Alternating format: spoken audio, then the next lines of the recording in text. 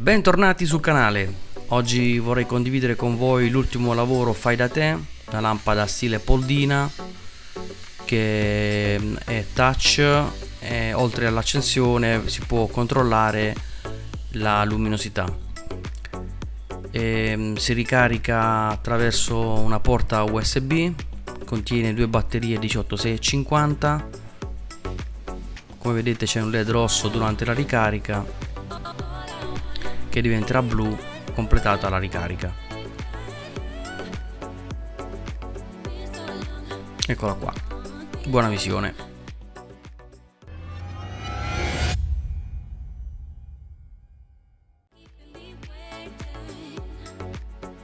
Allora, per prima cosa ho disegnato un modello 3D della lampada a seconda dei pezzi che io avevo disponibili, soprattutto il paralume, che non è altro che un vasetto dell'Ikea da €1.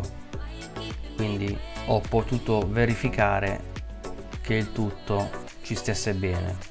Questa è la scheda di ricarica delle batterie, una scheda TP4056 che poi vedremo. E adesso vediamo anche l'interno. All'interno ci ho alloggiato un disco di compensato con sopra le due batterie 18650 ricaricabili, e questo è l'interruttore touch della striscia LED da 1 metro che adesso andremo a vedere nel montaggio. Sotto, come vedete, ci sono i vari pezzi da 5 cm della striscia LED che ho spezzettato e risaldato.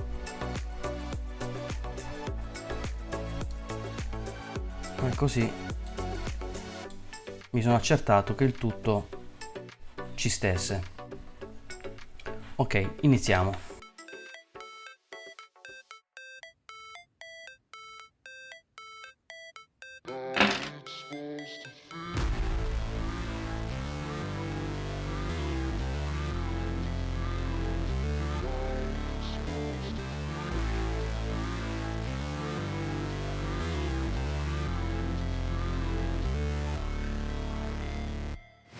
Never break, always fight, never quit, do it right, play the game, win it life, have no shame, there's no time, feel the pain, live the grind, I could change, in my mind, pick a lane, commit and climb, the only way to win it life, I never miss, that's fact, taking big swings, put your hand to the bat, put me in the ring, you'll go out in a bag, cause I sing what I mean and I bring it to the mad light, ain't got time to kill, I got time to feel, I took the red pill, I know life's short so I wanna live real good. How is it supposed to feel?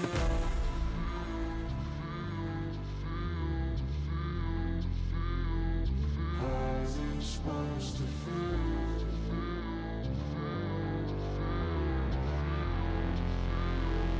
How's it supposed to feel?